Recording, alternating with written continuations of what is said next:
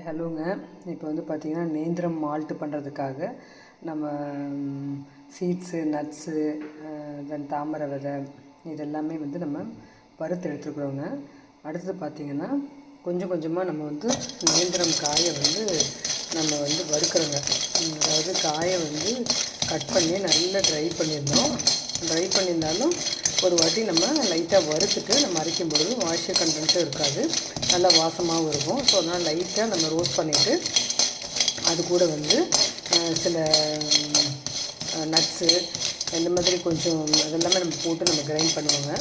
So grind பண்ணி நம்ம இதை வந்து குழந்தைங்களுக்கு பாலில் போட்டு நம்ம ஆற்றி கொடுக்கும்போது நல்ல ஒரு ஃபைபரு, நியூட்ரியன்ட்டு வந்து பார்த்திங்கன்னா all type of minor minerals, major minerals, அந்த தேவையான அளவு carbohydrate, fatty acids, so protein இது எல்லாமே வந்து இதில் நமக்கு தேவையான அளவு கிடைக்குங்க.